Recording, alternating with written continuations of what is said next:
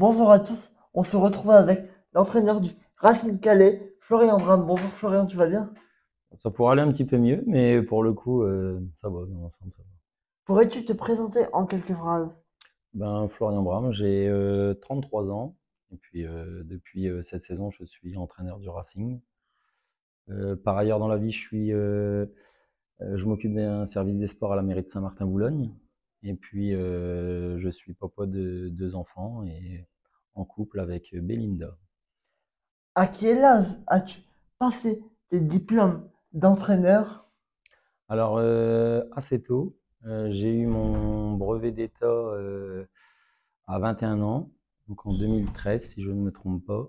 Et puis, j'ai eu mon DES il y a 3 4 ans, donc à 29 30 ans, là, en 2021, si je ne me trompe pas, 2022. Et pourquoi avoir pris cette décision d'être devenu entraîneur si jeune? Alors, en toute sincérité, je pense que c'est une vocation. Depuis l'âge de 15 ans, j'entraîne. J'ai démarré à entraîner les poussins, puis les benjamins, puis ensuite les moins de 13, les moins de 15. J'ai occupé tous les postes qu'on peut occuper dans un club en tant qu'éducateur. Puis je suis passé responsable foot animation, formation. J'ai occupé aussi le rôle d'adjoint. Donc en fait, j'ai vraiment fait toute la panoplie. Je suis quelqu'un du cru, quelqu'un issu du monde amateur, très clairement. Et puis j'ai pas un vécu de joueur qui me permet d'avoir une légitimité de ce côté-là. Mais pour le coup, je suis très fier de mon parcours parce que il y a beaucoup de jeunes éducateurs qui sont parfois un petit peu négligés, auxquels on n'ose pas forcément donner la chance. Et puis alors qu'ils ont des qualités. Donc voilà, je suis très content de mon parcours qui est assez atypique. Et pourquoi je suis entraîneur? Bah, tout simplement parce que je pense que je préfère entraîner que jouer. Alors je joue un petit peu, hein, mais j'ai vite arrêté parce que je préfère entraîner. Ok. Alors, que penses-tu de la poule du RCC? Alors c'est une poule très très compliquée, on l'a encore vu tout à l'heure, parce que c'est une poule de niveau très homogène. La grosse complexité de cette poule, c'est que chaque match est disputé et qu'on n'aura pas de match facile. Donc voilà, je m'attends à des rencontres disputées tous les week-ends et les 2 premières journées le prouvent parce qu'à Gravelines, on a rencontré des difficultés pour s'imposer. Puis aujourd'hui, contre Marc-en-Barœul, le résultat du jour n'est pas illogique et on est tombé face à une belle équipe de Marc-en-Barœul. Comment as-tu ciblé tes nouvelles recrues? Alors, il faut savoir déjà que il faut déjà s'imprégner du contexte dans lequel je suis arrivé. Dans un premier temps, il faut savoir que je suis arrivé au RCC alors que le club descendait.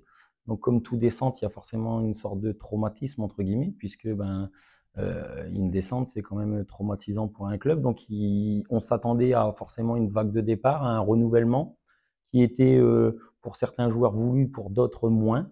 Mais il fallait faire avec et surtout ne pas subir les choses. Et l'idée, c'était de repartir sur une nouvelle base avec des joueurs qui répondent à l'état d'esprit qu'on souhaite véhiculer au sein du club et au sein de l'équipe.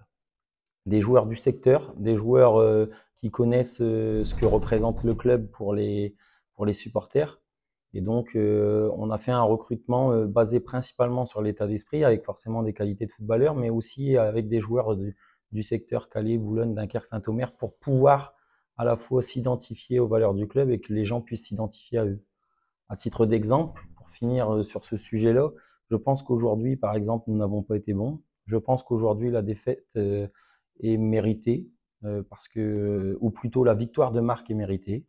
Mais à contrario, en deuxième mi-temps, on a senti une équipe qui ne lâchait pas, qui faisait preuve de tempérament, qui montrait qu'elle avait un état d'esprit positif, qu'elle avait de l'orgueil, et c'est ce qu'on attend d'eux. Alors l'idée, c'est pas de se réveiller à la mi-temps, mais pour le coup, voilà un petit peu le but aussi de notre recrutement. Quels sont tes objectifs avec le RCC cette saison? Alors les objectifs, j'ai pas forcément envie de faire de langue de bois, mais pour le coup, je vais être très entier et très sincère par rapport aux discussions que j'avais eues avec les dirigeants lorsque je les ai rencontrés. Il est clair qu'à terme, le but, c'est que le RCC retrouve le niveau fédéral, que le plus vite sera le mieux, mais que pour le coup, il n'y a pas forcément une pression de monter obligatoirement cette année. L'idée, c'est que dans les 2 3 ans à venir, on soit capable de retrouver au moins le niveau national 3. Mais pour cette année, l'objectif, c'est vraiment de réussir à recréer une émulation autour de l'équipe et qu'on soit capable de transmettre, de véhiculer quelque chose de positif. Alors, abordons les matchs les uns après les autres, soyons très prudents et très humbles, et puis avançons au fur et à mesure. Ok. Et pourrais-tu nous donner ton meilleur club en Ligue 1 ou en Europe? Oh, bonne question.